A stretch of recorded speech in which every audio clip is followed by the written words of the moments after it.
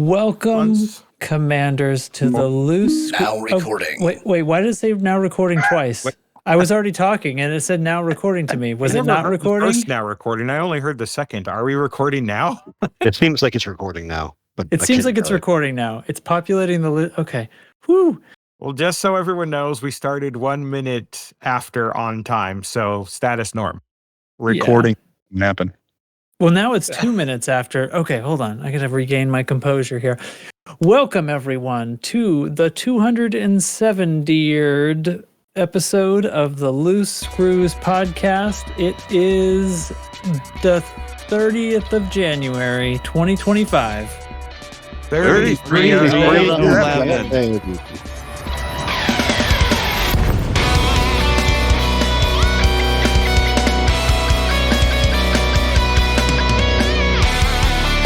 And as usual, I am still Commander J on Tracks, but this week I am joined by Commander Baramir. Long time listener, second time caller. At the last second, Commander Blooming Wind. Hello, everybody. Commander Grover Kiwi, who we promised to actually get to his segment before he has to leave this time. Last time I was in the States, I got in a little bit of trouble because here in New Zealand we have a saying called "sweet as," which is if something is good or you're okay, you say it's sweet as. I've heard that. When a lovely lady asked me how I was, yeah, that's why I'm on the list. Right. Also, here is Commander Larkshadow. Be weird if you weren't JN Tracks one of these times. I'm just saying. It would be. Leave it for April or something, right? Right. An alt. And your finally, alt. Yeah. Well, my alt is Loose Screws Podcast, so that we have a private group called Loose Screws Podcast. Because you have to have a commander with that name to start a private group. Anyway, and finally, Commander Oblivious. Hey guys, there's a hollow square behind me. What system you in? Weapons free. I shoot back. Clear comms. Well, everybody, it is okay. Here's the story. It's been an exciting week here in our neck of the galaxy. There's some things happening. There's still not there's slightly something going on in dev news. But we're going to talk about some squad stuff. We're going to talk about some PowerPlay stuff, and then we're going to do a great big circle and talk about exploration and long range travel and stuff like that because the experts are in the house and we got a big trip coming up. So, with all that on the plan, on the notes there, how's everybody been? How's the week treat? What should I do? Start at the bottom. Oblivious. Real life, nice last night. A friend of mine from work retired, so drove up to the north side of town and met with my old crew and my old boss, and a lot of drinks and good food and good conversation. Really enjoyed that. Almost as much as I enjoyed our in-game shenanigans. I think we'll talk about it a little more later in the show, but it is absolutely the number one top experience I've had so far in the game, and I won't spoil it past that. So, Mr. Bloomingwind, what have you been up to? What have I been up to? Well, I've been sick, so I've missed work the last 2 days. Some sort of stomach thing. I have no appetite. I have no, it's not like that kind of stomach thing. It's okay. I have zero appetite, and it couldn't keep anything down for 2 days. But anyway, it was just a hot mess. So I'm feeling like crap. And then Rocco, our golden retriever, decided to have a seizure. Oof. He's never had a seizure before, so I had to take him to the emergency room. And fortunately or unfortunately, he had normal labs and everything was A-OK from that standpoint. So we're hoping he's just a little bit late to declare himself for epilepsy. but he's going to see a neurologist in a week or two, and we're going to get an MRI of his brain and make sure there's nothing structural going on. There shouldn't be. We can't imagine why there would be, but anyway, it was kind of a big scary thing last night on top of me being under the weather. Yeah. So hope everything goes well there. Yep. And then in game, took the last few nights off because I was not feeling it. But before that, I was just working on Operations New Horizons, which might be moot based on the new news about colonization. So we'll talk about that when we talk about that. All right. Over to you, Lark Shadow. Real life, we have had a pretty normal week, actually. It's been kind of boring, and I'm actually loving that because the last few haven't been. And on the suggestion from a friend, and because they had a big old discount code for it, we've been trying HelloFresh. Made our first meal from them last night, and oh my gosh, it was good. Not a bad price either, so would recommend, but it depends on where you are for the And isn't pricing. it fun? So I like it. It takes the, like, I still have to prep and cook it and stuff, but it takes the deciding what to eat part out of it, which is where I get stuck. In game, I helped out as much as I could with I'm Number, but we'll talk about that later. And that was a heck ton of fun. I was very, very pleased with my Python Mark II build with all of the missiles on it. That thing freaking slaps, and I love flying it, and that's just going to stay how it is now. And over to you, Indigo. Hey, Who friends, snuck in how here? you doing? Yeah, I knew I'd welcome. make it. Thanks. Glad to be here. Have I had a week? My goodness, I had a proper adventure this week. Well, you've I been had gone for a while, actually. Yeah, So yeah. what's up? I've been drinking from the fire hose at a new job that I really dig. Oof. So it's been occupying my brain cycles during and after work hours. But I had my first trip to the mothership this last week. The company is from Pittsburgh. I'm in Chicago, so I had some presentations and needed some time to get my head right. So I took a train I walked out the door, got on the commuter train down to Union Station, and then spent 9 hours hanging out on a train to get to Pittsburgh. Cool. And got a bunch of work done. Stepped off the train at 5 o'clock in the morning and spent about 3 hours just wandering around downtown Pittsburgh as the sun came up, seeing all the Pittsburgh sights, and then hopped on a lift out to the office and just had a couple of days of great meetings and conversations with the little leadership, whatever, innovation team, 8 of us who are going to save the company and revolutionize the industry and all that stuff. So All right, as one does. And then I flew back on last night, I guess. Got back last night. And it's been a long time since I've been on a plane. I'd forgotten how horrifying it is in comparison. On the train, I had my stuff spread out. I was just hanging out, had pretty chill vibes. I walked to the train in the first place, so I skipped all that security. And then on the way back, it was packed in with a completely full 737 with no room for another handbag, much less carry-on baggage. And that hour pinned into a bunch of strangers was much more stressful than just spending time sailing in the dark across Ohio. By the way, great way to get across Ohio, sitting on a train in the middle of the night. The trains are good. Yeah. It's much better. They're so expensive. Much better than the tollway. Yeah, a friend of mine took a train all the way from California to Connecticut. She took several trains, but it was she's a writer, and she used the opportunity to write, and the travel log that she posted of like the photos of America was some really gorgeous images. So nice. And they even have, they call roomlets and then like cabins or something, but they're remarkably affordable. Like the price of a middling airplane ticket, you get a little coffin hotel on one side of the train and nobody to bug you for the duration. Is a nice way to travel. Mm-hmm. Yeah. Well, I got here too late to know who's next, so somebody else better speak. Yeah, apparently we're doing hot potato tonight. So Grover and Baromir, I think, are left. And you? Oh, and me. But you're last. But I'm So- last. Otherwise, everything goes to Things hell. go wrong if you go Right. not last. So Yeah, I could go. It's been a while. Well, I guess it hasn't been that long. So, what's been going on outside of the game? So a few weeks ago, let's see. It all started when I was just a young lad. It was the summer of. Oh Jesus! So a few weeks ago, I started saying to myself that I was going to start accepting calls, recruiter calls. Essentially, I'm in IT.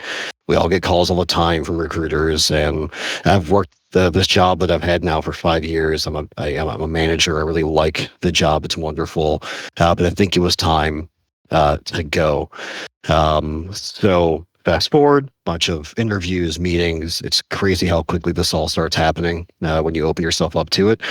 I accepted a new job offer today, which I'm really excited about. nice. Yeah, thanks. It's super exciting. Not even a job I really would have considered a month ago, moving kind of in this way in my career. But it's one of those things where, it's without giving too many details away, our careers are never, kind of linear straight lines, right? They're often zigzagged, and you take a left, right turn here, and it feels like a very cool opportunity at a cool company. So yes, now I get to go in tomorrow and tell everybody, well, not everybody at work, but tell my boss, what's going on. And that's always a fun conversation because I do like these people. They're good people. Otherwise, I've just been sicker than a dog over the weekend, which is great because the interview that got me this job, I had 102 fever. Oh gosh. For the Do interview. you remember it? I kind of blacked out. Oh no. But I think that's when I do my best work. It's when I'm blacked Shooting out. straight from the hip.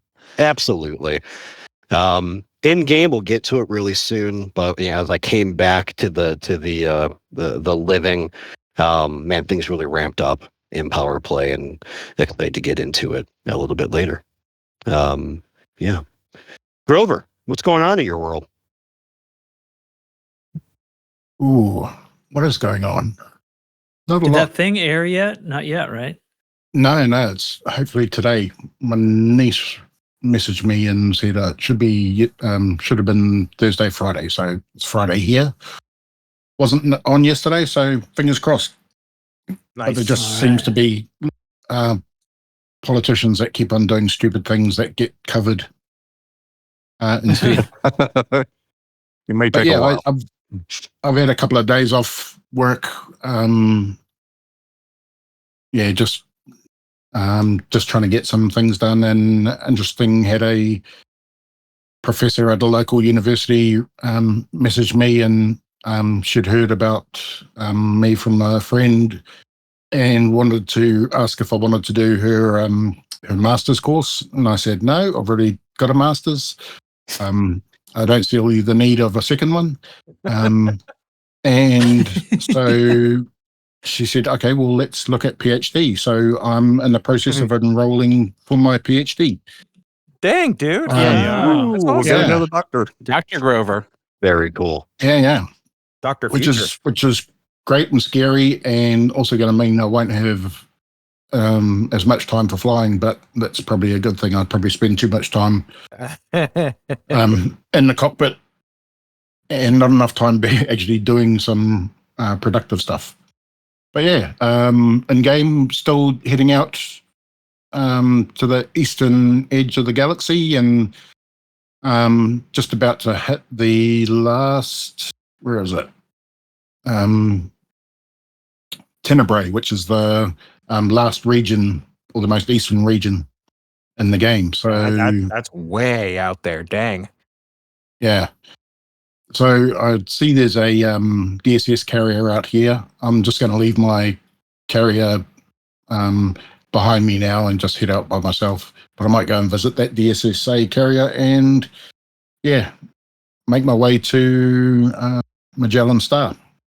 I'm sure they'd be happy to see you. They probably don't get a lot of visitors out there. Well, I had a look on EDSM, and apparently at Magellan Star, there's a couple of carriers there at the moment. Very nice. It's a nice place this time of year. Oh my God. Oh, he joined us. Another snuck in. Yeah. NL Hate is The here, hollow everybody. squares in this. Hello. Another hollow square. What do I do? Yeah. How you doing, man? Oh, I've had the most infinitely long day today. It's not over. Boy howdy, I took a nap and everything's been uphill or downhill, uphill. Everything's been faring better since I've rested. Uphill. Wondrous. My wife got home before I left for work, and she wanted me to drive her car to get fuel on the way to work. It didn't make it. It died. It died 3 blocks from my house and 3 blocks from the gas station. No. That's a long way to push a car. It started again. So I get to the fuel station. I put my last $20. It's payday. Put my last $20 in. Bought myself a Mountain Dew because I just knew. It started on the wrong foot. She got home early enough that she woke me up before my alarm went off. Then the car died. And then I get to work. And we finished work, so I didn't have anything to... In 2 hours, I finished the week's worth of work. So tomorrow, they don't have anything to do out there.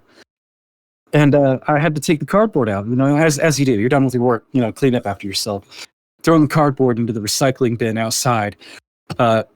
Not my original wedding band, but a replacement that I bought to get smaller flew off my finger down into the recycling bin. So I had to jump into the recycling bin. And I can't freaking find it. Stainless steel and plastic. I paid $5 for it. After about 10 minutes, I said, it's $5. I'll just get another one. Oh man. And then because we were done, I ended up having to go to one of our other sites to do different work. But once I got there, I had to wait for an hour for the person to tell me what we were doing. And they only had an hour worth of work. So I had an extra hour to kill before the end of my shift. But today was payday. And tomorrow I get a late start at one of the other sites. So here's to that. All right. Nice. I Sorry thought you had a Wednesday was long supposed day, to be man. hump day. Yeah, life was humping me today. And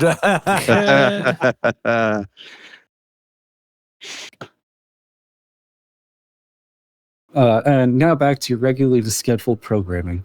That would be tracks. Is it everybody else? All right. Unless Well, someone else Mummy. comes in. Unless somebody else joins us at the end of the last minute. Well, real life, nah. In game, the Battle of Bumbur, baby, which got real exciting. It was kind of a roller coaster there for a while. I guess I shouldn't go into it anymore right now, but yeah, that's all I was doing. Nice. Yeah. So, where should we jump in here? Should we do a squad update? I think traditionally we would do squad and then power play, or should we do power play first? We can do squad because it's short. And then Okay. the meat of this can be the Battle of Bumbur. All right. Okay. Squad briefing. So, how about we do a squad update? Bang! Squadron update. Alrighty, Jake is with so us in spirit. yes, he is. So TT58343 is now back in our hands.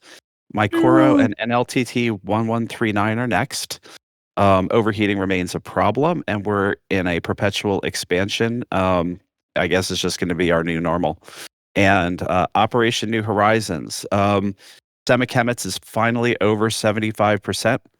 Theoretically, it may get randomly selected for a future expansion in one of these go-arounds. But honestly, based on the patterns I've seen, every expansion has been our highest influence system. So we just need to keep chipping away at Semakhmets to push it over the top, unless colonization just makes us change our mind before all the BGS expansion issues are sorted out. And then in other news, Miola has sunk to the bottom of our influence list, and we need to give it a boost. So details are in the standing orders channel, and you can discuss BGS in the Loose Screws faction channel of our Discord if you have any questions. Woo! That's it. All right. That's a squad update. Here. Thank you so much. All right. Well, I think we'll have a little bit more to say because of the glorious battle for Bumbur that happened this past week cycle in PowerPlay. But typically, the PowerPlay report is meant to be not super long either. Nevertheless, this one might be a little more long. But anyway, hopefully this will be a regular segment.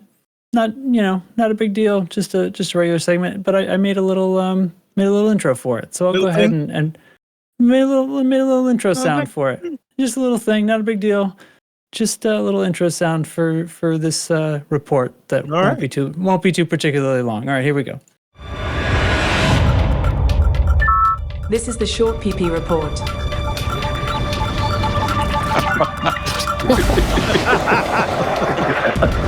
Target shields offline. Target destroyed. It's average, so get your facts straight. Genius. I don't know take it what I away. expected, but that was perfection.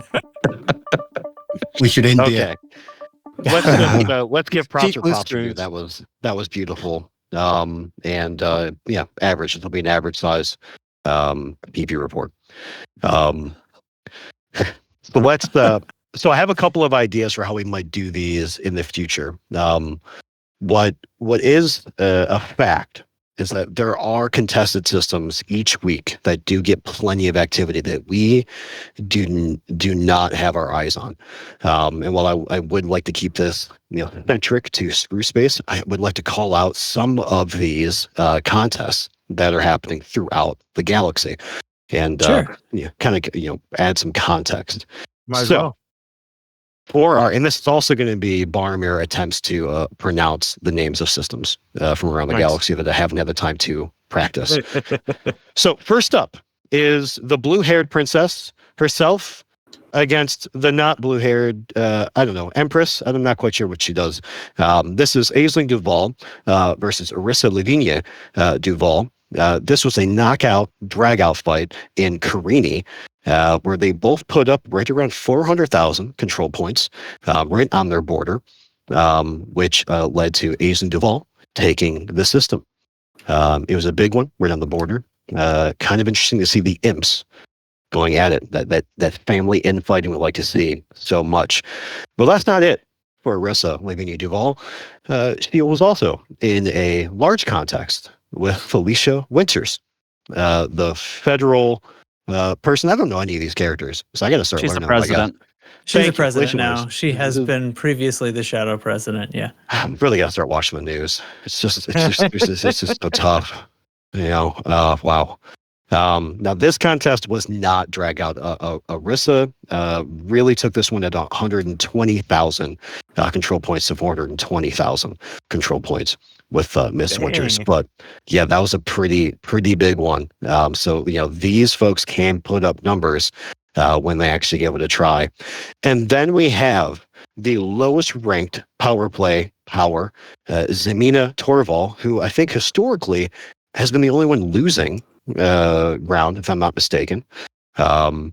They were up against our good friends, the Delane group, the Archon Delane, the Spider King himself. Zemina Torval was able to put up over 1 million control points against Delane's measly 178,000. Holy, they really wanted that. Why did they system. keep going? Wow. And that was over LTT 198. I can pronounce that one really easy. No wonder they're losing ground. They're pouring like 6 in one times spot. as many control points they need all into one spot instead of spreading them out to keep some systems. Not quite Yeah, but sure. that system is sort of the heart of Zemina space. So the fact that it was even threatened at all, I mean, Yeah. That's where corporate headquarters is for Zemina Torval. Is that right? yes. So there they are. The flags are back up for Torval. The mining group exists again. Almost at the end of our contests. This one, our best friends to the north, Yuri Grom, the Gromunus up north, fought a valiant battle against Jerome Archer and his federal nincompoops. But alas, Archer put up 925,000 control points in Yaka Bugai, to Grom 765,000 control points. Quite a contest, but Archer came out on top there. So I guess good job, guys. But that wasn't the last time we saw Jerome, because that brings us right into the Battle of Bumbur, which we can get into. I'm number. Let's go. I'm number. 2 weeks ago, we posted a mission to reinforce Ross 310 and Bumbur for reasons I will not talk about on this podcast. It doesn't seem like the place to do so. Those orders were out for a week, and boy, did we get close. Cycle 12 ended with just a few control points out from controlling Bumbur. But because of some Mahone activity prior to that, we were able to fight in power conflict zones.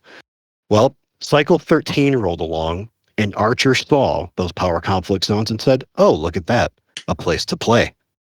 And they woke up and started slowly and quickly aggressing towards controlling Bumbur. Over the weekend, we had a 30,000 control point lead by Tuesday night, where we started to have a wonderful time in Bumbur, playing, flying with our friends. We ended that night with, I think, 120,000 control point deficit against Jerome Archer.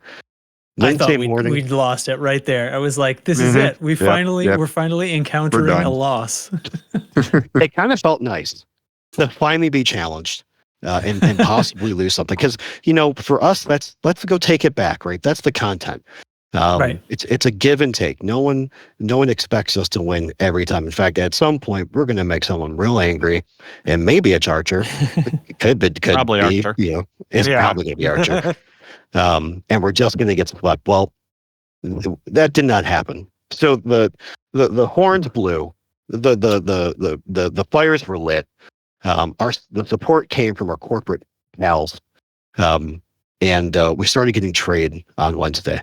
It was a beautiful thing. I think by noon on Wednesday, we had matched the Archer control points.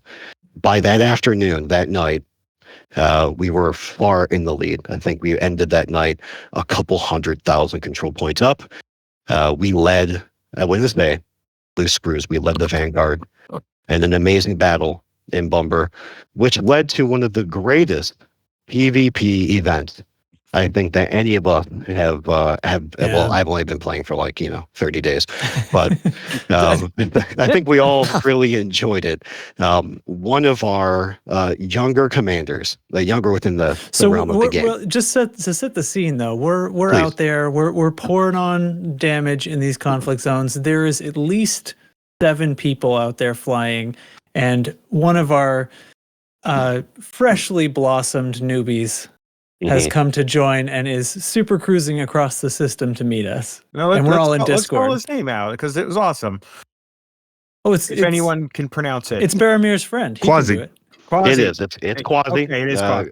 It is Quasimodo for his friends and family. Quasi was rearming and reloading, as one does in between bouts in a power conflict zone. At which point we're all yabbering about something. We hear over the comms, "Hey guys, I'm sorry to interrupt, but a hollow triangle, that means another player, right?" Oh yeah. I don't think I've heard silence and then immediate action so quickly. I think every single one of us in that we all hit super cruise. It just hit super cruise and made it. Like Trex, could you take it away and talk to us through that experience inside that little mini conflict we had? Are you talking to me? Yes, please. Oh, yeah. Well, so we're in the middle of battle, right? And we're all kind of talking. So and that's what it was. It was like, sorry to interrupt. A hollow triangle, though, that means a player, right? And we're all like, where are you? He's like, I am interdicted. So we scramble, and everybody goes to cruise. And within maybe 45 seconds, this guy who, this Archer player, and then a wingmate dropped in. So now there's 2 Archer pledged ships in there who I guess think they're expecting to be seal clubbing, right? Because they see this this harmless commander in a chieftain or whatever it was. Oh, poor Quasi. And then like 6 or 7 heavy built ships just dropping out of nowhere. And that guy it was just strike and ram, and his ship is just tumbling and he can't aim at anything. It was horrific. And he exploded so fast. And then we chased his wingmate out. He returned back to the carrier, and then the carrier that belonged to them. And I flew there, and there they are, just like sitting on the pad. And there's like 6 of us kind of drifting around the carrier looking at him. We're like shining our lights in his window and stuff. Like, as soon as you touch off this pad, you're done. And they just sat there, and after a few minutes we get a little hi guys, how's it going in the chat, in the local chat. Oh my god. But they weren't going to touch off, so we left and went back to the fighting after that. But it was fun, man. very funny. They did not know what to expect. It took us a few minutes. We definitely hung out around it. I think the best example we had was the Velociraptor scene from Jurassic Park. The kids hiding in the back.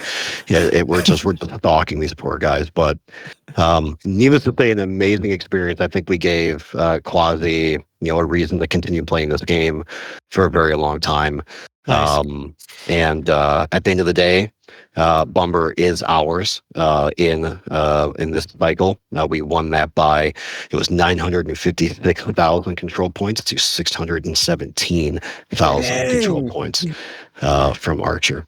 By a pretty significant, but it was the most activity in the entire galaxy. If you looked on the PowerPlay map and sort by activity, it was the only system in the entire galaxy with the highest level of activity. It was a bright freaking star. Like everyone was going there. Yeah, the only conflict that outshone us throughout the week was Torvald trying to retake her headquarters. Otherwise, it was just simple little Bumbur that deserved our attention. And that, my friends, is the Cycle 13 PowerPlay report. All right. Bravo. I'm so happy. Usually we won't have war stories, but yeah. We might always have war stories, but we'll try. We might. We'll see. Try.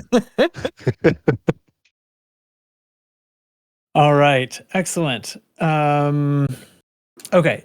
Quickly, there's a little bit of dev news, which I'll just roll in with the Galnet. So there was a Galnet news article today, the Brewer Corporation to fund survey initiative.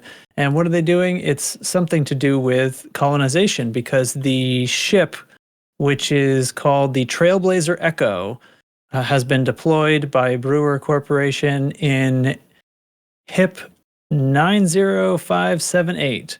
Nice. And they're asking for deliveries or something. No. I'm sorry. That's not right. They're asking for FSS scans of planets. And there's various like payouts and stuff like that they would like to offer you. Credit for details of the scans. Yes. So that's happening. And also it was announced this week that along with the first FU of the year, which was scheduled for the 25th of February. The 25th of February is also the day that the colonization update happens. So neat. And that's a Wednesday.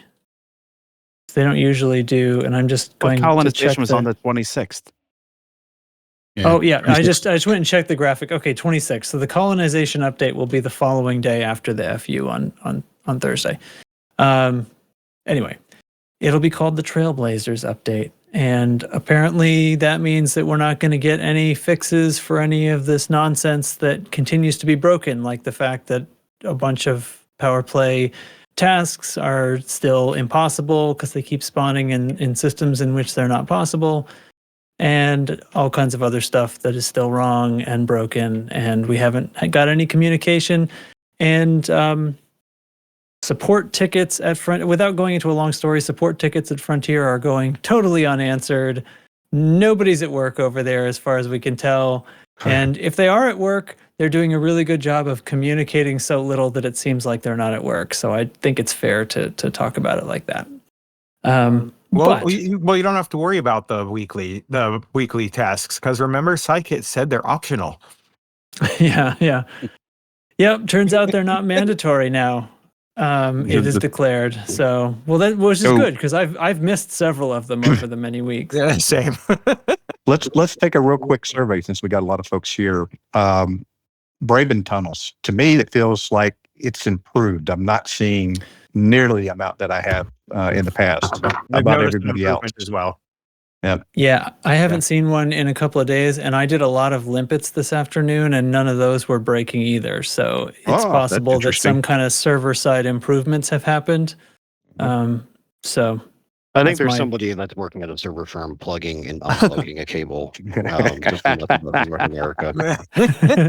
if it's what we think it was, then all they had to do was pay Amazon a little more. So Power CZ still feel random oh yeah, as yeah. far as working in open. Yeah. As far as stuff that's actual problem with game code and not just server load, yeah. We assume. All right. Okay, so that's the story. It's time to discuss some discussions. I don't know how you guys want to approach this, but I give the floor. Okay. Hold on. I was in the middle of freaking Super Cruise Overdrive in my Asp Scout. Okay, what we want to do is talk about we've got this expedition coming up and just exploration in general, and feel free to get into the friggin' weeds about it because it has been told to me in no uncertain terms that the viewers like the detailed, highly technical discussions of stuff like the shield crap that I talked for ages and ages ago. Got a tremendous amount of feedback, and all of it positive. So I've heard you all, and now they're going to do that to exploration, which is not my expertise. So I'm going to sit back and observe. So Grover, if it's all right, we'll go first just for a little bit and then hand the floor to you. Yeah, absolutely. Because I want to talk about exploring non-metally. Because everyone's going to tell you how to explore, what ships to fly, what to put in them. And I'm going to be honest, they're all right.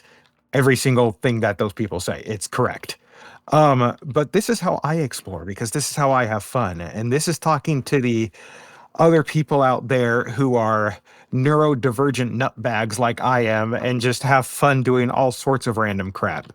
So I'm planning on going on Distance Cruise 3 in my Asp freaking Scout. There are two reasons for this. No, actually, there's three reasons for this. The first reason is that I genuinely love this ship. The view is fantastic because the cockpit is just way out in front of the bulk of the hull. The second reason is because I have a fully engineered drive for the first time, like ever in my elite career, I'm going to be able to do this with a, let's see, what was my range? Let me check just live here on the air. 50.88 light year range with limpets on board to give people fuel if I need to go somewhere to do that. And for an Asp Scout with the heavy armor on and with weapons, that ain't bad. I also have my SRVs. I'm running the surface scanner. I have a wake scanner just for lulz, because in case you find any interesting things out there, or maybe you found another explorer and want to follow them for a while just to see what they're looking at. That's always helpful. I have the rescue multi-limpet controller on board. So I have repairs and fuel transfer limpets if I need them. I also have a hatch breaker limpet in case I want to screw with somebody later. And it's just, for me, it's perfect. It's Spartan. It's going to be great. And I can't wait to get out there with it. And now to give you the sane version, here's Grover. So, yeah, what do you Cool. do? What do you look for in an exploration ship, I guess, if it was to formulate it into a question? Yeah, me view as much as anything. Although the S Scout might have the best view, and the Asp Explorer is not far behind. No, it is not. And they are gorgeous to if you're just looking out the canopy. But taking the Mandalay out just clips them just for its Well, it's just got the Super Cruise overcharge, and when you're heading out to scan a planet that's 400,000 light seconds from where you jump in, that's a godsend to be able to have that Super Cruise overcharge. And like there'd be times before that came in, I'd set that going, put it on Super Cruise Assist, head off and do something else for half an hour, and then come back. These new updates are really cutting into our Netflix time, right? Yeah, well, a lot of times I'd bypass going out that far. Oh, really? If it was just, if it's like a couple of terraformable planets, okay, I won't bother. Or these planets have got a little bit of biosignals on them, but I can tell just from experience that they're not going to be the really high-paying ones. So there's nothing interesting looking there. So I'll just carry on.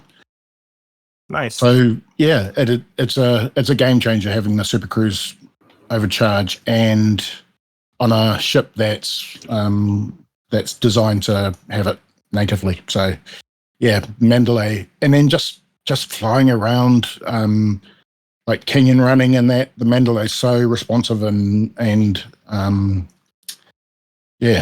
nimble, and that it's just a joy to fly and be upside down, scooting over ridge tops, and yeah. So it's my new fave ship. I really like the Asp Explorer, probably better than the Phantom. I used the Phantom for a long time as well. I don't know why. Like I like the Phantom, I like the Asp better. I think probably because of the view. Mm-hmm. But canopy, yeah. The last distance screws, I think, was it Volt, went in a Type 7. So it really does not matter what you do. Track's done it in a Cobra Mark III. I did Cobra 3, yeah. I was in my Viper for that trip. Which I think Cobra 3 was a pretty decent. I mean, I thought pretty hard about that, and I was pretty happy with it. And now there's two better ships that I would choose this time. But yeah. So it's just finding your balance on what you want to do with your build, and with if you were part of the Defense of Earth and picked yourself up one of the fancy SCOs in the size that you need it, that's a great module to have. So the other thing, I started doing some tips in our Distant Screws 3 channel, and I thought I'd share some of them because we do have quite a few new commanders or commanders that have been playing for a little bit but have never done exploration. Yeah, exactly. So I'll start with a little bit more build advice because, once again, especially for this kind of exploration, you're heading closer to the center of the galaxy. So ultimate jump range isn't the most important factor. In fact, like a jump range of 40 light years is going to be more than suitable. That's because you're going into a denser and denser area of the galaxy, so you're not going to be short for systems to find. Where jump range is important is if you're trying to get somewhere quickly, or you're heading out towards the edge of the galaxy where stars become sparse, and so you need that jump range to get around.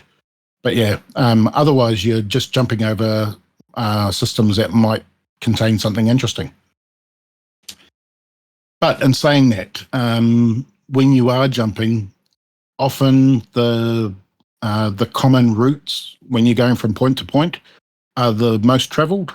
So if you do want to find new systems that haven't been discovered, then I always recommend doing a dog leg. Usually I'll go up or down the galactic plane about 1,000 light years and then head off one of the sides about another 1,000 and then diagonal back to the next waypoint. and guarantee you'll get a lot more newly discovered systems that way. So, but going point to point, often you're going to find, especially as you're heading out to Colonia, that's a really heavily traveled kind of path. I do want to step in for those that haven't been outside the bubble. 1,000 light years is an unfathomable distance in miles. But once you're outside the bubble, it is just a lunch. It's not far. Yeah. It's not scary. Right. And once you're, 200 light years from the bubble, distance and time no longer matter. Distance and time are meaningless. What's through a desert with no name because there's no one giving him any fame. I want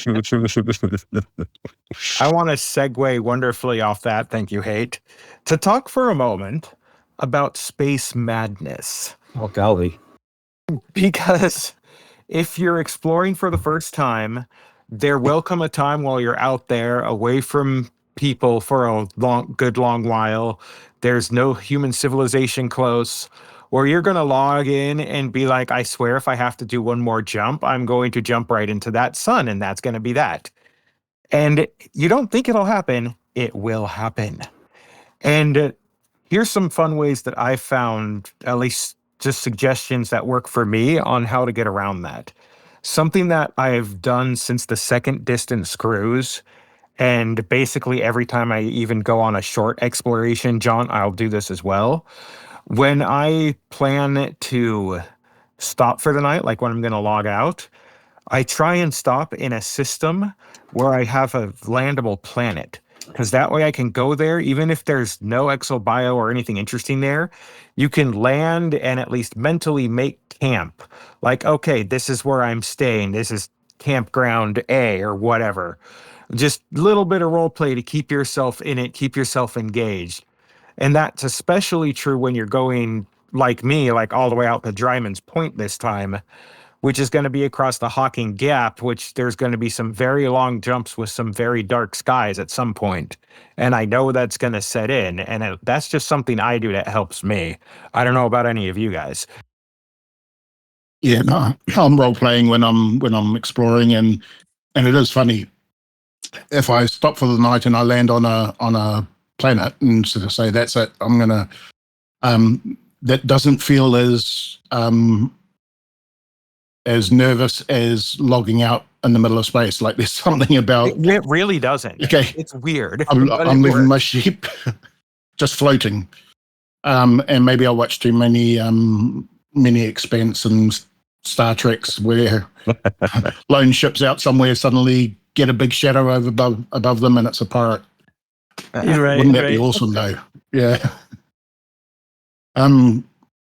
Yeah, space madness is true, and I think I've done so much exploring that I don't even like being in the bubble anymore. So but I don't like people. You have fear of being indoors. Yeah. Couple of other things. Build advice. Fuel scoop doesn't add any mass to your ship, so get the biggest fuel scoop you can. 100%. Also, AFN don't add any mass. If you've got enough slots, like in your optional slots, often deep explorers will take 2 AFMUs because one can repair the other. But be aware that AFMUs won't repair your canopy or your hull, so or your power plant. Yeah. That's where limpets are going to come in, or finding carriers, and I believe a few carriers are going along on the trip as well. So it's not really a dangerous, like the trip to Colonia isn't that dangerous. There's a lot of carriers, there's a lot of spots to stop and repair and stuff like that. Yeah. But if you're going to neutron jump, then you're going to want an AFNU. 100%. Well, you can't repair the power. Well, I guess it's the FSD that takes damage from supercharging. Yeah. Okay. So I want to talk a minute about SRVs. as the local SRV enthusiast, as it were. I'm in favor of SRVs. As am I. Absolutely. But something to consider, because there are different sizes and they do take up more mass, and there is something to be said for that, and blah, blah, blah. The biggest thing you got to consider when picking how big of an SRV bay to bring is how much time are you going to spend on the ground? Because if you're going to spend a lot of time on a planet out of your ship, whether it's on foot or even in the SRV, you might want to take 2, because those freakers, like, you could sneeze the wrong way and a tire is going to fall off the dang thing, especially if you're bringing a scarab. And a scorpion, that's not as big of a deal. But if it's a scarab, you might want to consider a bigger SRV bay, because that way you at least have 2. So if you are getting into some shenanigans and accidentally blow one up, at least that way you have a spare. Otherwise, usually just taking 1 is fine. Which one would you take? Had more than I one. have 1 on this ship because the Scout is not that big. Yeah, I've thought about it, and I've seen, like, especially when the Condesplorer was the go-to long-range exploration ship, and people taking a couple of SRVs. I've never taken more than 1. You can repair your SRV if you don't know. If it's in the bay, yes. If it hasn't fully exploded. No, and if it's in parts, then that's going to stay in parts. But yeah, you can repair it. Not in the bay, it won't. You got to be on the ground or in it. But you can synthesize to repair, as well as to synthesize ammo for the SRV. Mm-hmm. And fuel. And fuel, right? And fuel. Yep. And fuel. Yep. But it sure would suck to be that far out and have your only Scarab blow up without a fleet carrier anywhere nearby. So any fleet carrier will do. Done that. That's why I brought it up. Thank goodness for the deep They space do blow up sometimes. service array. No, what happened to me was I was out on a shorter range exploration trip, but I was still a couple thousand light years outside of the bubble. This was before Odyssey, and I found a cliff in my SRV and decided I'm going to jump over that, and I did not jump over that. Oh, It did not work. And it was like a good almost full 5-minute fall to the bottom where I promptly blew up. Oh, that's rough. Just the whole SRV time, like, a rite of why am I passage. like this? Why do I do this to myself? I feel like there's a classic Alec Turner video like that, right, where he tumbles down the side of a crater for minutes and minutes and minutes before finally expiring near the bottom. They exist in Odyssey too. They're just a little harder to find. I think it's the latest one. He did it with a Corvette. Right. Said he went through several Corvettes before he got it right. So, hey, okay. I hear you trying to break in. Who's breaking in? Thought I heard NL hate trying to break in. While we're going to be out there, a handful of us are seeing fleet carriers, but there is also the Deep Space Support Array, the DSSA. There is at least one open carrier in every section of the galaxy. yes. Okay. Yes. There's even a tool you can have with EDMC, where if you sign up to a site, you get a login for the DSSA carriers, and you get a badge every time you've visited one.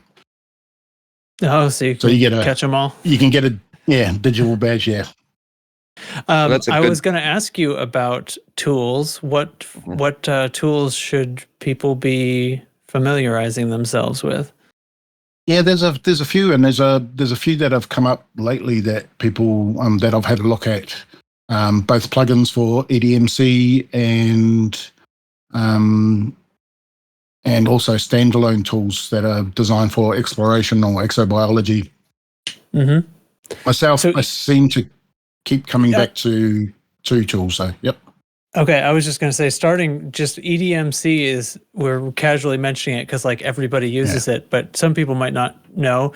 But that's a open source. These, I assume they're all going to be open source, but it's an open source tool. ED Market Connector is what it's actually called. And it's a very lightweight little thing that runs in your system tray. And at the most simple level, just reports your data up to the network, the Elite Dangerous Data Network, which all these other tools like Inara and everything else source their data from. EDSY, yeah.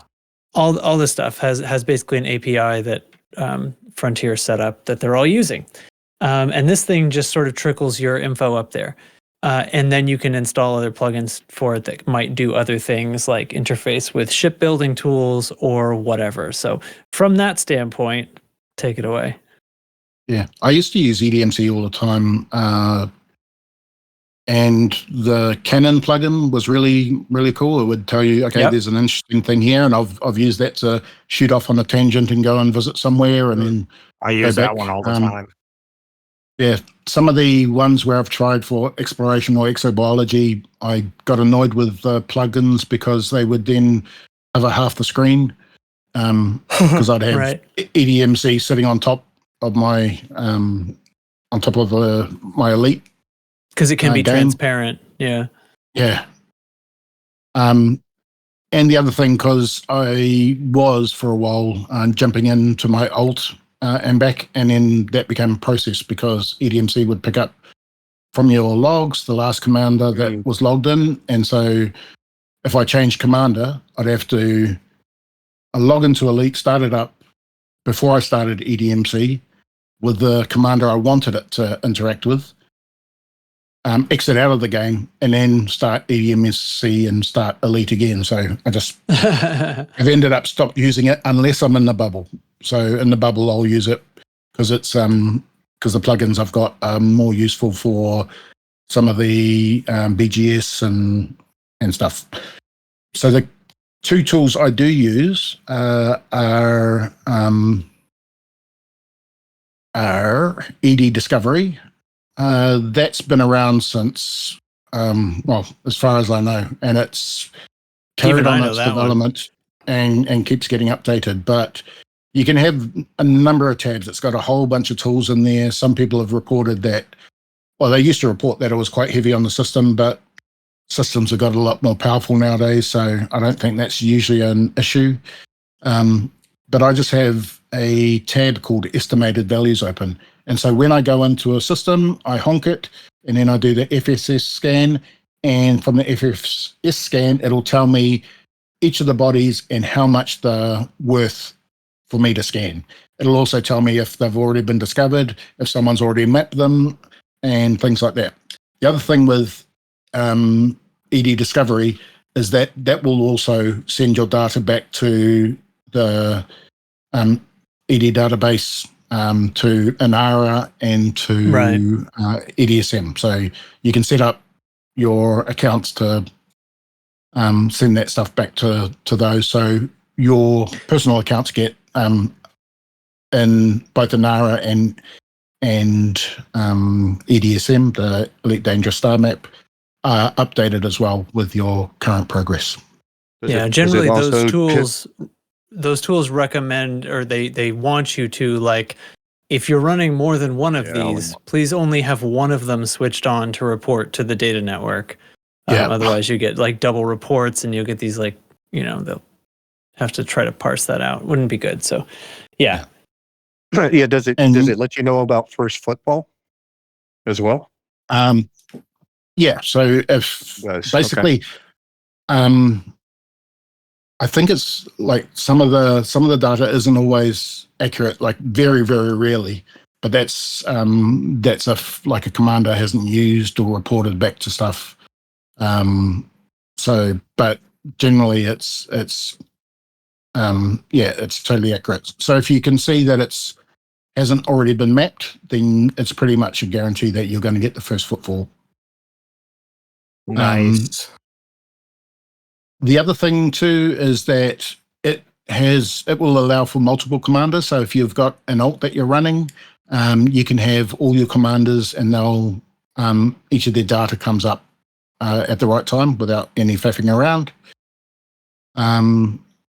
And there's things like if you, so when I came back to exploring after the Defense of Earth, and I used the website Spanch to do neutron plotting, I could export that as a CSV, my route, and I could put it into EDSM, into the Explorer, not EDSM, ED Discovery, into the Explorer tool, and it would give me all of those, and then I could write in my own notes or anything, and just keep a track of where I was, just copy in the next system without having to jump back to Spanch or to a spreadsheet. Just imported your manual plotting, yeah. Yeah. And because you can pop out any of the tabs in it and just have them as floating windows of wherever you like. I've just found that super useful when I just keep going back to it. Also, when you've forgotten, okay, I needed to remember where I was, where I did that, because it's got a big history of what you did, you can just go back in your history or search your history and find out things like all the details of the planet that you've scanned, its stats and mass and everything, gravity. So all of that's there when you need it. The other tool that I use, and it's just gotten better and better, is Elite Observatory. Now that was created a while back to kind of give explorers a heads up of what might be interesting in a system in terms of getting a great screenshot. Or so it would tell you things like if there was a nested moon around a ringed gas giant, or if a gas giant had particularly large rings, or anything kind of interesting. It's been updated a bit, and its latest version includes exobiology, so I mainly use it for that. And it will very cleverly, once you do a deep scan of a planet, it will actually tell you what are the likely biosignals that you're likely to get off it. And it's really, really accurate in terms of what it is. Sometimes it might say, okay, there might be a couple of different types of bacteria that are possibly on it, but it gives you the biosignals, their value, the distance that you have to travel to get each of the samples. And so for me, it's almost like a cheat. Like I've decided not to head down to a planet's surface because I know that it's going to have bacteria that's only worth $1 million, or I know that planet's got bacteria, but that's one of the infirm ones that's $8 million worth. So, whereas just in game, you don't know until you get onto the surface and find the actual signal or biological sample, what you're actually going to get. It also has a pop-up, so it'll actually pop up on your screen when you've traveled far enough to get the next sample, which is really handy. And I've just started using a plugin for a fleet carrier. So it'll now pop up and tell me if I'm jumping my carrier at the same time. It'll tell me when the cooldown period's happened and when I can go and replot. Yeah, so really, really helpful. So those are the two tools that I use. A couple of other tools that I've tried and I quite liked but didn't spend a lot of time doing it was ED Copilot.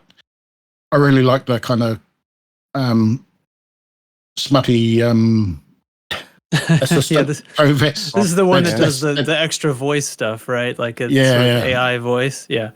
Yeah. But if you're online and chatting with mates, or you got Netflix or YouTube playing in the background, then it becomes a bit of a pain. But yeah, it's really cool, and it's got a lot of cool things. I tend to because I'm interacting with it all the time, flicking across panels, that became a little bit more work. So that's one of the reasons why I stopped doing that. So anything that I actually actively have to engage with, rather than just being something I can look at, I tend to move away from. Gotcha. And that's why I've settled on those two tools, just because they're, by and large, just set and forget, and they just show me the information I need to make decisions about what I'm doing whenever I get into a system. Right Very on. nice. So, yeah, those are the tools. In-game, there's a few things that you should do. If you don't know how to set your the way that you jump, you can do it by star class. So KGB foam is the kind of famous word for all of the fuel scoopable stars. So you can set in your route to only target stars of that class. But if you're really interested, if you want to find more interesting stuff and you're not as worried about exobiology, then taking the M class stars off just leaves you with the A,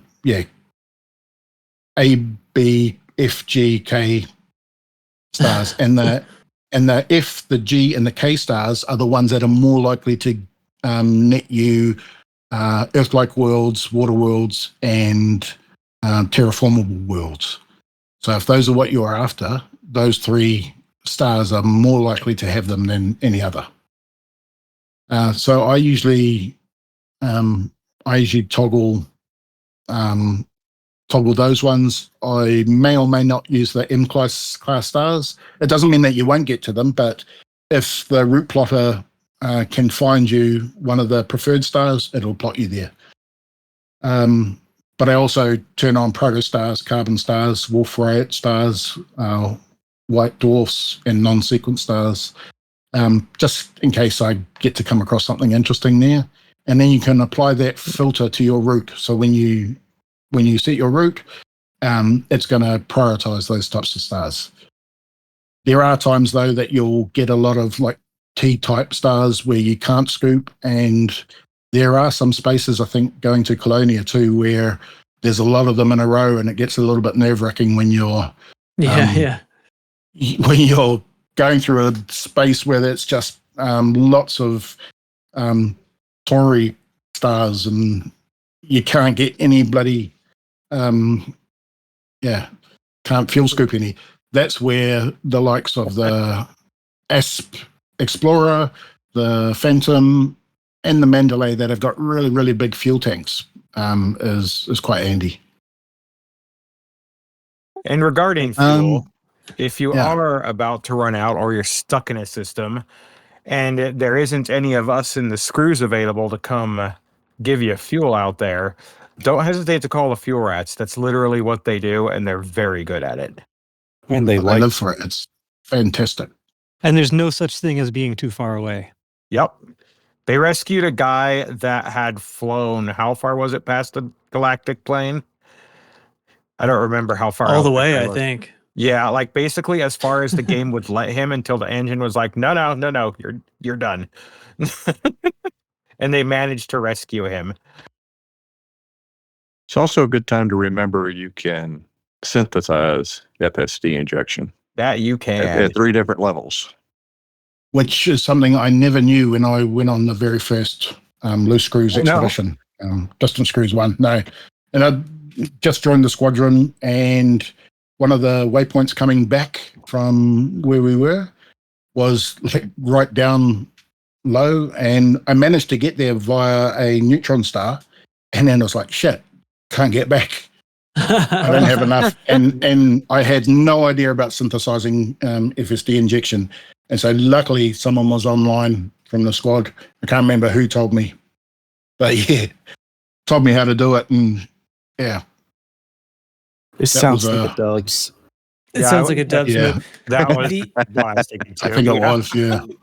So it won't come to this on a group expedition, but that's kind of why some of the advice is to have an SRV and maybe even a mining laser on your ship, even if you never turn it on, because if you have an SRV, you can drop down to the surface of various planets and get raw materials which you can use to synthesize, even if they're in very rare quantities.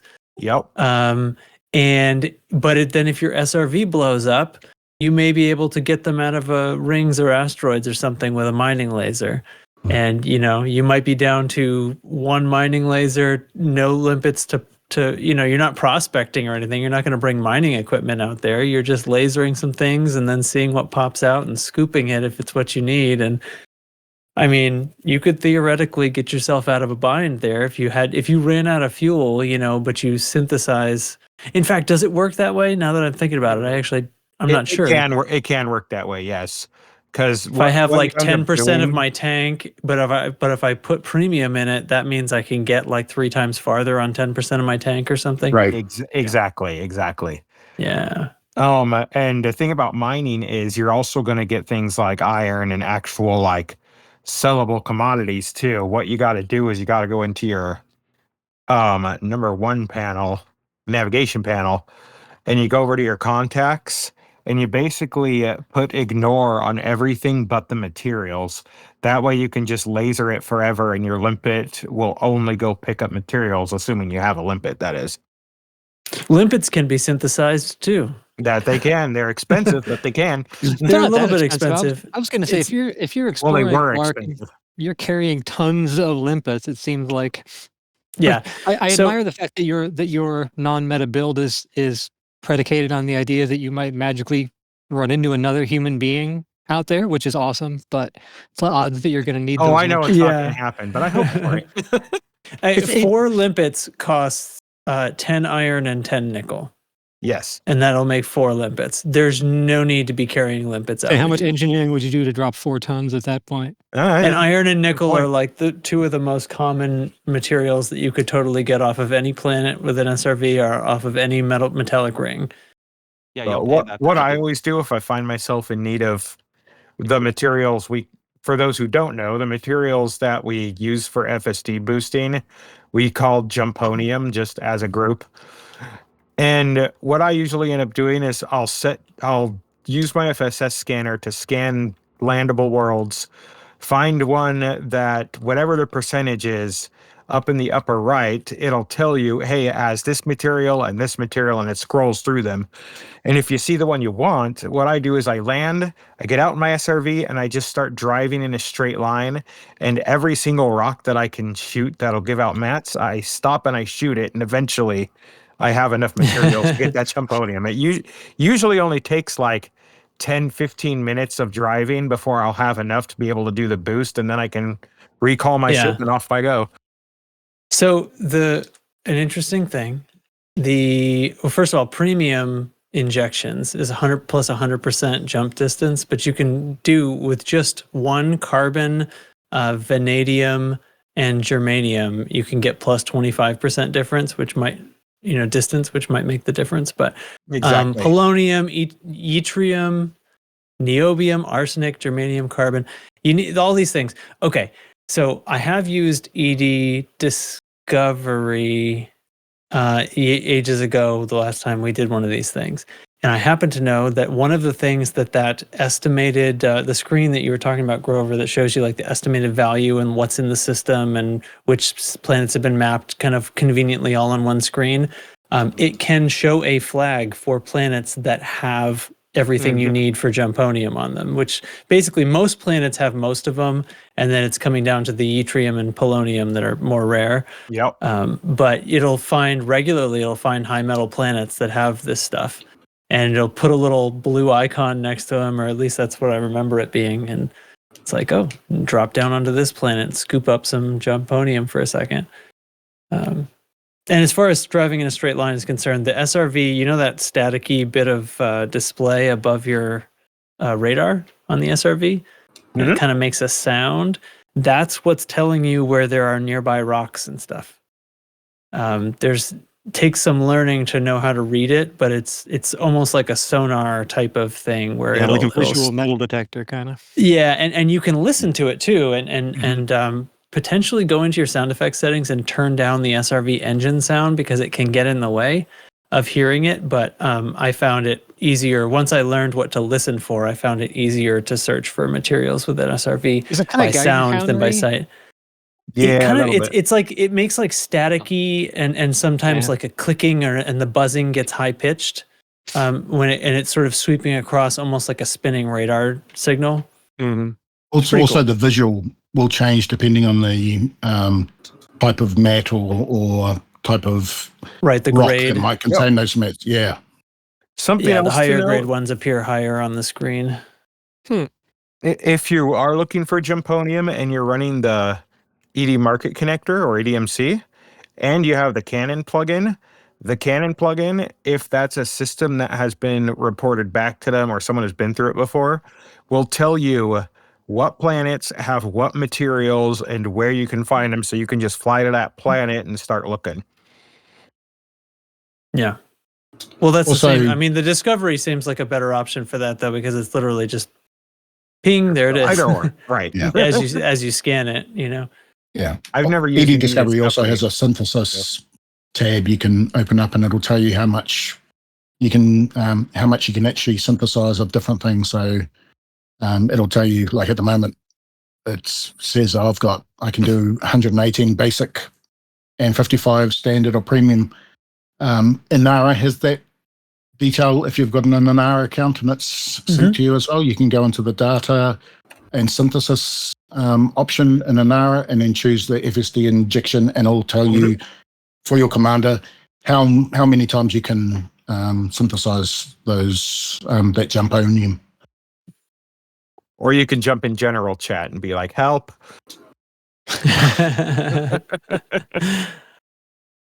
So remember to stop by a raw mat trader and actually stock up on all those things before you leave, because you very likely Might be worth it. use them all up unless you're out like Yeah. Picard or something. Having a smattering of everything. I was gonna suggest go back to builds for a second. There's a couple of tricks that new people might not realize. When you're building an exploration ship, generally you're looking for low mass things. And in case this hasn't been told to you yet, the D-rated modules are always the lowest mass. Always. And the Bs always, absolutely the always, no matter what, except for the one exception to that always rule, which is shield boosters, because E is actually lower mass on shield boosters, but that's the only one. AFMs and fuel scoops are massless, as we've said. Okay, engineering tricks, though. The lightweight armor that comes on your ship without any upgrades has 0 mass. Therefore, you can apply the heavy-duty mod to it with no mass penalty, because 0 times plus 60% is still 0. So it will still be massless, and you'll buy yourself a little bit of extra armor. That's my tip. Which is helpful if you didn't realize the planet you're landing on is 2.75 Gs.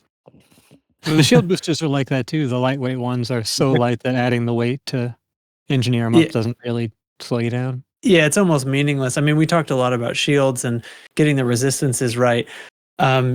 Generally, like everything that I said about what I always do to shields kind of goes out the window when you're talking about exploration, because you're not meaning to be in any combat situation for any amount of time generally, right? So, I mean, you could build an explorer. I could go exploring in some of my combat ships and it'd be fine, especially the Mandalay. But if I was really trying to like maximize my range, then I would go for like a shield that had enhanced low power on it, or maybe like an undersized prismatic shield or something that would have enough power to be a good bumper or be a good escape pad. But I don't have to worry about its recharge time. So if I'm bringing shield boosters, I'll be putting heavy duty on those, because I'm just trying to get that strength up, and I don't care at all about recharge time whatsoever. I'll recharge in Super Cruise. Yeah, so I have a 3D shield generator with enhanced low power on my Mandalay. Just enough to make it so you don't take damage when you land.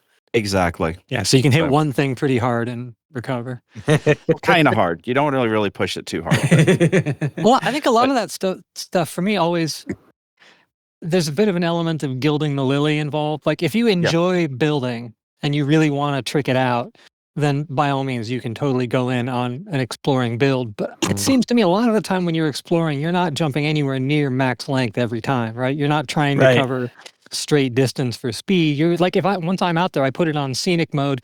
That's actually another good tip, to change the route planning method to efficient once you're out there. If you're just trying to hit planets, then you can get every system in a region as opposed to vaulting across and just skipping stuff arbitrarily. But anyway, so a lot of that engineering, while it helps in kind of a theoretical sense, doesn't necessarily have a big impact on your experience of exploring, which means it shouldn't be an obstacle to you if you're, I only have a couple of engineers unlocked, or you don't have, you can't engineer your shield boosters. I mean, the odds are, a low draw shield with an even unengineered E booster is going to be enough for anything but the highest G of impacts. So, like if you dig that part of it, by all means go hog wild and fully engineer it. But if you have to make choices, once you get past the engines and the drives and things like that, all the rest of it is kind of optional, I think.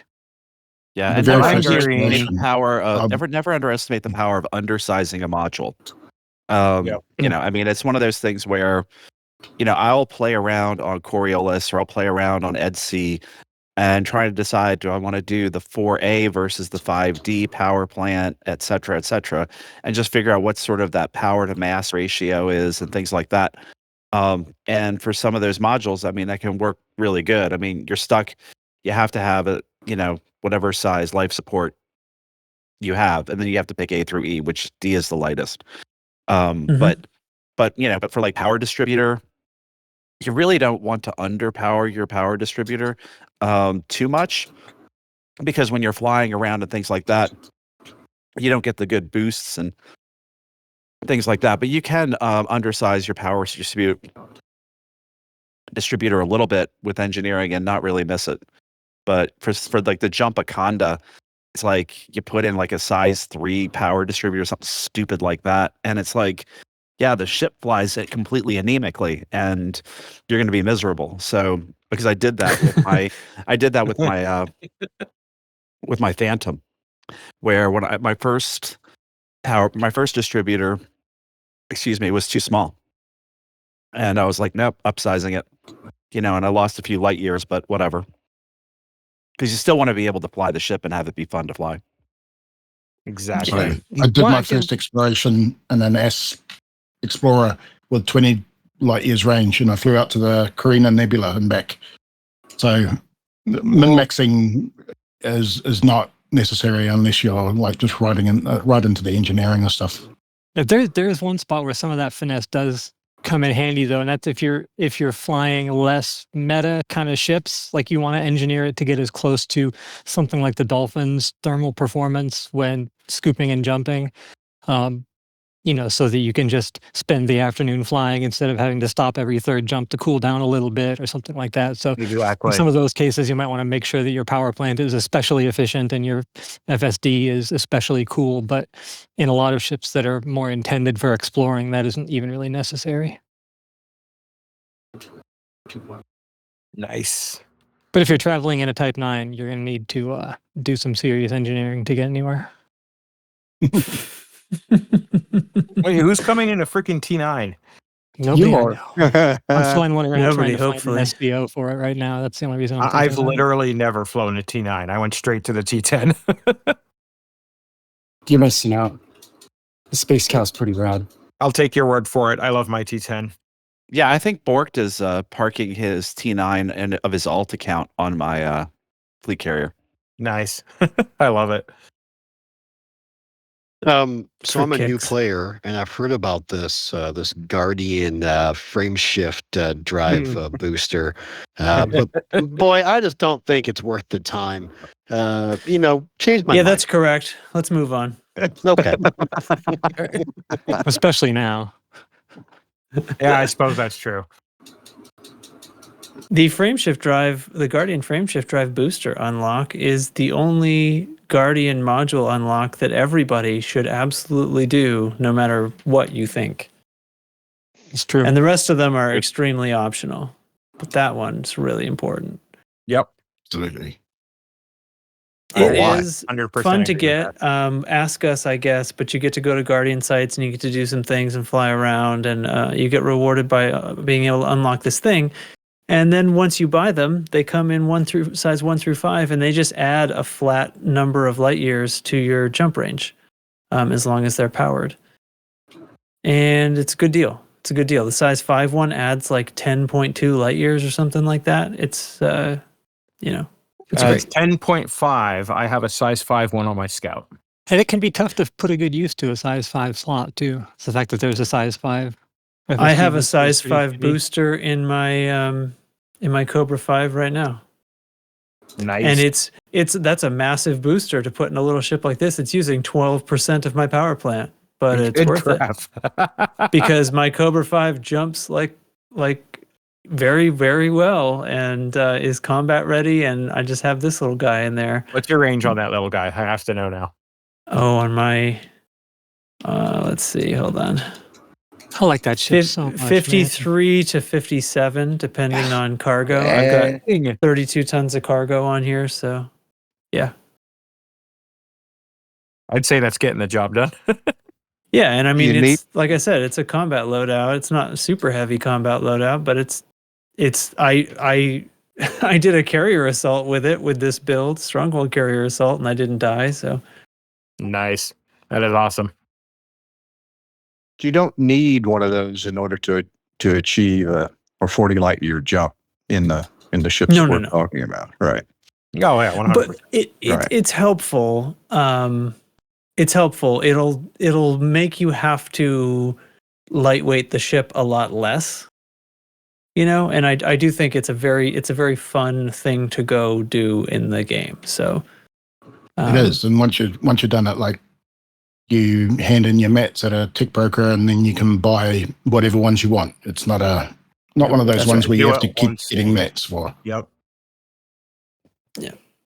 But the Guardian FSD booster is the reason my Scout can still have my rapid fire cannons and my double shot frags on it, because with that on there, it hardly affects my range at all. It's that big of a difference. Yeah, we're talking. It really is kind of like the bolt-on gas tanks on a military helicopter or something. Instead of all the engineering stuff, you get like 80% of the benefit just by slotting in one size 5. Which is nice if you're sticking with one ship and fiddling with your build along the way, or if you've got just don't want to lightweight everything. Even just a bubble jumper, having access to those. Oh, definitely for those. Yeah, bubble taxis. Yeah. Yeah, the point I was trying to make, though, some of the folks that we've got out there that are doing new builds and what have you, if they don't have that, it's not needed for this excursion right now. It is right. I agree. Absolutely it's not. an absolute must in my inventory and for what I use, but you don't have to have it in order to go on this. Yeah, this really, whatever the state of your hangar, there is someone who has gone much farther in a much poorer ship than you have. Yeah, especially for those going to Colonia, because at a certain point, the star density really starts to ramp up, and it really stops to matter what your range is, because you could have a 2 light year range and you'd still be able to keep jumping. That's how dense it gets towards the center. Now, from there, did you say some optionally going out east to the edge? Yes. Now, I was specifically going for a really large range on my Scout because I'm going toward Dryman's Point out on the edge. And to get there, you have to go across part of Hawkins Gap. And that's going to be, I've never done a trip like that before. So I'm really happy with the unladen 52.2 range on this thing. And I think I'll be okay out there, but I've tried making I've tried making that trip, or a trip similar to that, across a gap with ships that had a range of like even 35 light years, and I could not find stars to jump to. It just gets too far out away from each other. So, and then you're injecting to make up for it. So you can still do it. It becomes more important if you're going out toward the edge of the galaxy. If you're going toward the center, you're going to have a good time no matter what you're in.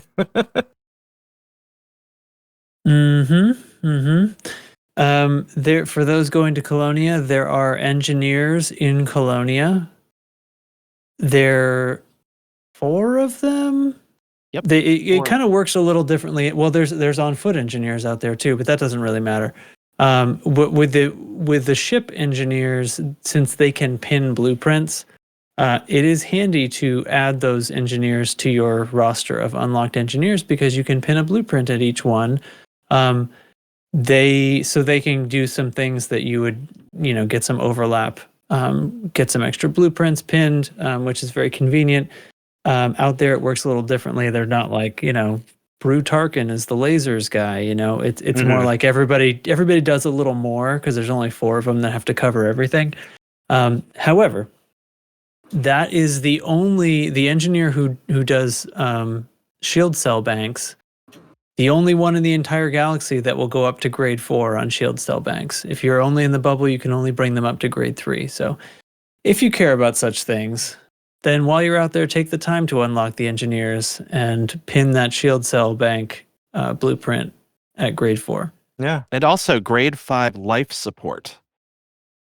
Is that true? I had forgotten that. That is true. That's rumors the guy who eats. That's the guy who eats people. That you have to bring him Eddie and Dorn. Eddie and Dorn, yes. He will bring him occupied escape pods. Have them on my fleet carrier for the trip. So it's grade 5 life support that's made out of people meat. Yes. That's my headcanon. I refuse to he doesn't use the people meat in the engineering modification to the life support. Oh no, it's just that when you eat people, your brain changes in a way that you just figure out how to do that to life support, and that's why nobody else has the secret. Same thing works with Thomas Edison. Yep.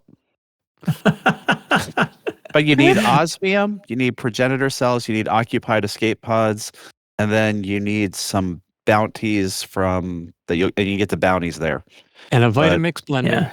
And a Vitamix blender. A lot of that you can bring with you if you have cargo and it really doesn't matter what you engineer while you're out there to get them up to G5. And that's how I ended up with a G5 torpedo bank and a lightweight FSD, because I was out there, I had the one ship and I had nothing else to work on while I was there. That's actually really funny. But I got them G5. Last time I went to Colonia, I switched from an acid exploder to a crate Phantom and fully engineered the Phantom while I was there. Nice. I didn't even think of that. That's even more brilliant. When I did it last, I engineered all the modules for an AFK Type 10 I never actually really used. And then I didn't have a fleet carrier at the time, so every time I stopped at a station along the way back, I would transfer all the modules to that station so that it wasn't going to cost me 6 weeks and 200 billion credits to get everything delivered. Did you do the math? It was not worth the effort, but it was fun anyway. I mean, how much did you end up paying? Oh, more of the time anyway. But yeah, I mean, money, right? We're end game way past money at this point. Yeah.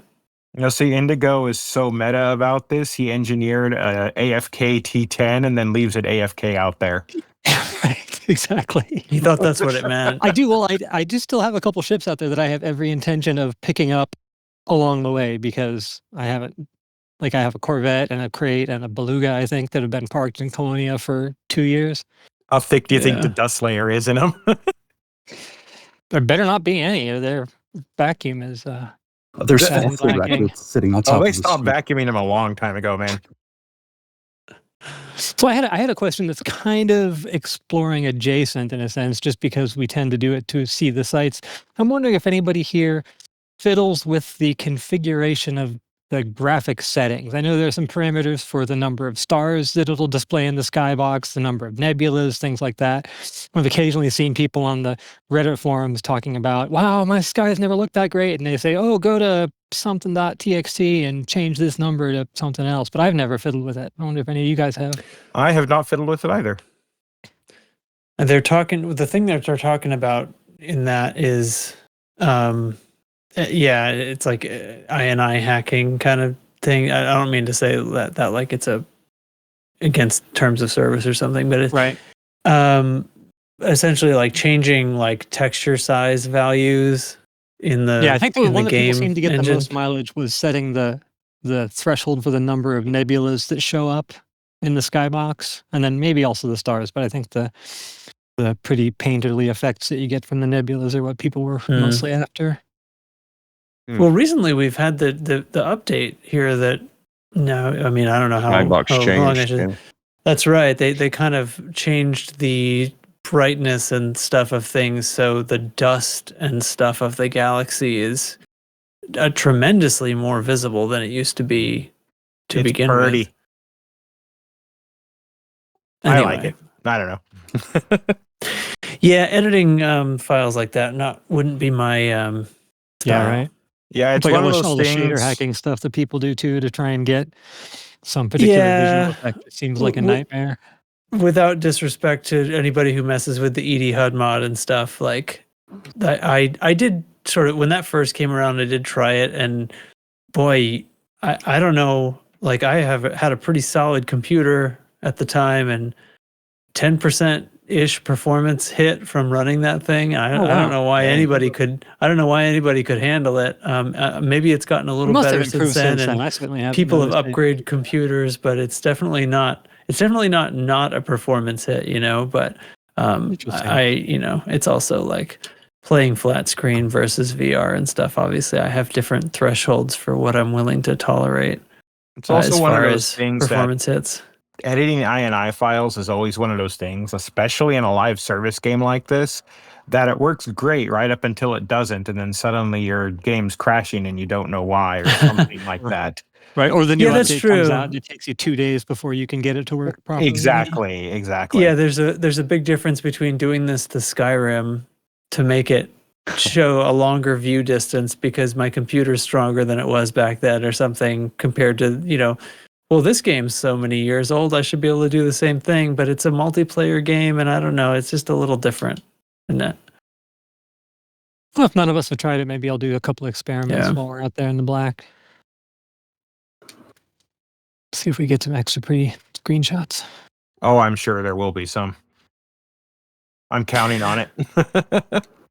The high-res screenshot thing you just reminded me of. So this only works in solo, and that is because it sort of freezes your game for a second while it does it. But I think the default key command is F10 for screenshot, and I think it is Alt F10 for the high-res. Is that right? F10, that is correct.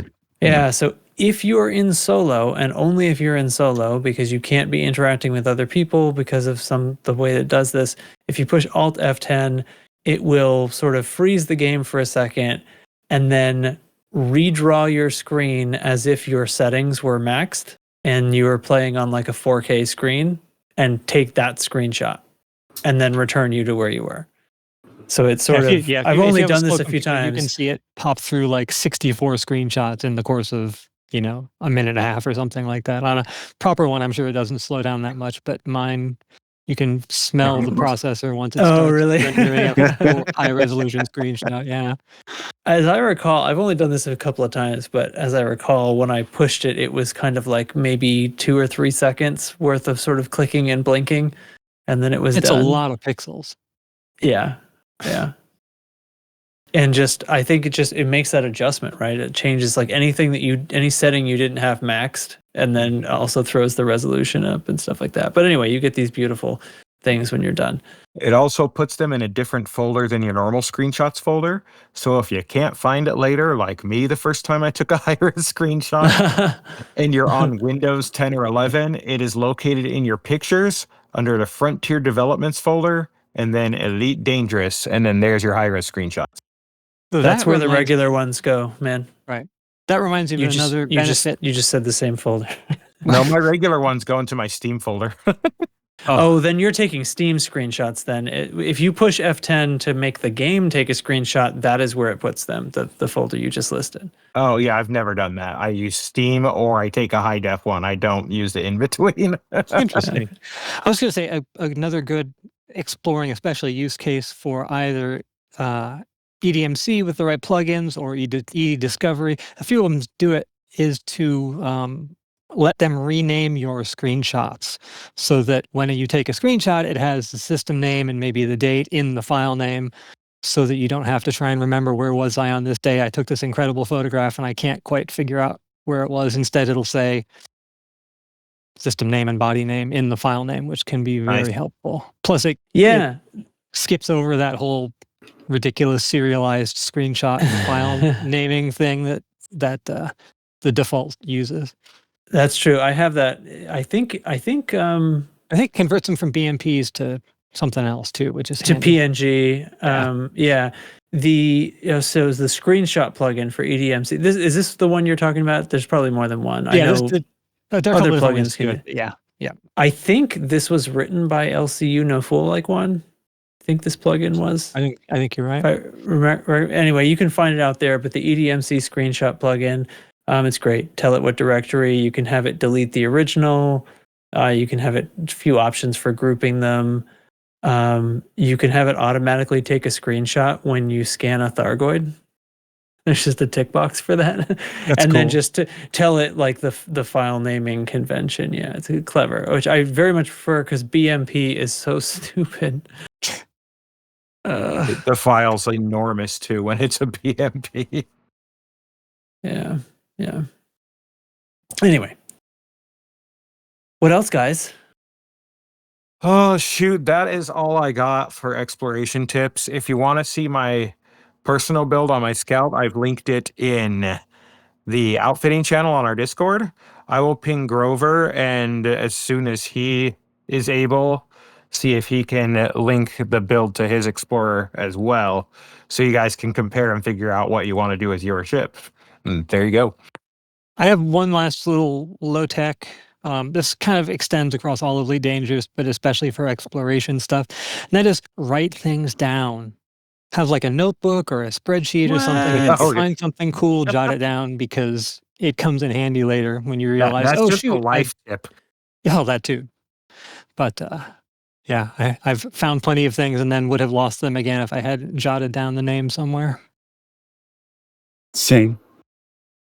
I've lost stuff I could have tracked.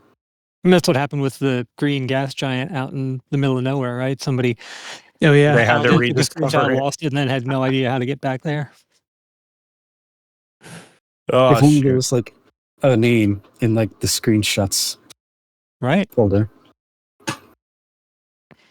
So the Mandalay comes available for credits in game, tomorrow? Tomorrow. I think so. Oh, really? Oh, great. Well, that saves my dilemma about whether I'm going to buy one or not. Yeah, so those of you who want to Well- take it on the expedition, get working on yours because you have till Sunday. And even if you don't, get a Mandalay because they rule. It's a fine too. ship. And remember, we've got an outfitting channel. So if you're wanting to get some feedback on your Explorer builds, just post them in there, and I'm sure somebody will Be aggressively comment. helpful. That's right. we will help you aggressively. Yes, and the expedition plans to take off on February 2nd from Ross 310 Planet 5D and around 7 p.m. Mountain Standard Time, which Around is minus 2 p.m. 7. Actually, it was rescheduled. It was rescheduled to around 2 p.m. Mountain Time, Minus 7 UTC. which is minus 7 UTC. So 2 p.m. Okay, anyway, figure it out for yourself. And that is the time and date that it always was scheduled for. Why? Who's asking? And now I'll go on to the rest of Community Corner, and I think we need to say something about the Elite Racers. Oh, yeah, I got to chip in. So last weekend, I was able to participate in the first race of the Titan Cup, which is a new 8-race cycle being put on by the Elite Racers, which is the live Elite Dangerous racing group. Live and time trials. I'll get to that in a second. But They're all alive? this particular cup, they are all live. Yeah, the one. I was trying to make a dead joke. Anyway, it's fine. I laughed. Yeah, so this one, they set up a course on this snowy low-grav world through a surface settlement. And 14 of us took off to do 3 laps, and then there were 3 heats, and the cumulative total of your 2 best heats was the decided who the winner was. It was wild. I got kind of screwed because just as we were getting ready to start, I got a text from Xfinity saying that there had been an outage reported in my area and they were trying to correct it. So right near the home stretch of the third lap of the first heat, in which I think I was in last or second to last place, my internet crapped out entirely. So I ended up just sticking around in Discord and hanging out for the rest of it. But it was fantastic. We started out with 14 SRVs in a group start, and it was just bananas. The combinations of driving and fliving that went on were humbling, and somehow the same aces who always seem to win, Alec and Shay and Sgur, were at the top of that particular race because they can all apparently drive and fly an SRV as well as they drive their ships. I'm curious. I want to study these guys and see what it is about them or their personalities or their play styles that just make them die-hard racers. But it's like, if you put Chuck Yeager on a moped, he'd still win races. There's just like something, I don't know, constitutional or intellectual or what. But some of these folks really know how to drive. What post position did you have when you said that the internet crapped out on you? Oh, I'm maybe second to last, so probably 12 or 13 out of 14. There's somebody was trying it in a Scorpion to prevent spin-outs, which still happen, by the way. Did they claim you were doing the SRV version of combat logging at that point? They didn't. They were all, partly I was no competition, but also they're just a bunch of friendly folks. So everyone was sympathetic and magnanimous about it. But also, we need to be able to name SRVs now, so I can name mine Chuck Yeager on a moped. I started off at the very back because rather than lining up for the start while we were waiting for folks, I was arsing around, as they would say. I just recently discovered that in a low gravity world, you can pretend like every place is your Tony Hawk skate park. So I was doing like 9 backflips and 3 side rolls and sticking the landing and sometimes sticking the landing. But that's my new discovery, not just the parkour, but doing like big air snowboarding video game stuff in an SRV is a lot of fun, especially because you can turn off the thing that makes you black out. Otherwise, as soon as you're upside down, all the blood rushes to your head and you lose visibility. At first I was like, I'm never going to be able to do more than 3 flips and 2 rolls because you turn you're that in the off dark the entire time. It's a visual setting about like, it's weird. They describe it like it prevents motion sickness. Yeah, it's like this red out VR kind of thing, but you turn that off and you can just spin all you want. Vehicle motion blackout, and also in that same area is maintain vehicle horizon. So if you're playing in stereoscopic 3D VR, the SRV is just about the hardest thing to do, and I have very strong VR legs these days, but I can't spend depending on how bumpy the planet is, 30 or 40 minutes in an SRV, I'll start to sweat. And that's including having maintained vehicle horizon on, which basically means that the horizon of the planet is always the horizon of my actual body on Earth.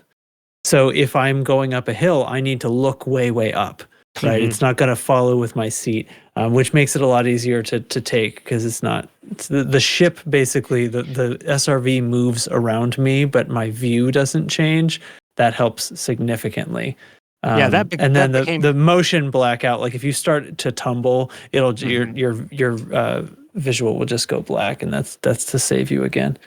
Yeah, the horizon one became one of my favorite settings in the game when I was doing my circumnavigation of a little planet, because all the time you're fliving your ship, your SRV is pointing straight down at the ground, right? It's one of the so you don't have to look up things. So you don't have to look up, right? You're looking forward through the louvered top of the SRV, and then when it comes time to bounce, all you do is roll the ship or roll the SRV back to nearly horizontal and take a bounce. And it took me about a week of bouncing and looking around and trying all kinds of different webcam web look things to try and make it work better. And finally I just put it on, locked the horizon, and then it was hundreds and hundreds of kilometers a day of safe SRV travel. Well, relatively safe SRV travel. But yeah, so this particular cycle, I think every other race is SRV and ship. So the next one, they're doing like one a month. So the next one in a few weeks is going to be a ship race. I'm not sure how exactly that's going to work with a live group start or what, but I mentioned ED Copilot earlier, and it has all the crazy, wacky, and lewd voice stuff.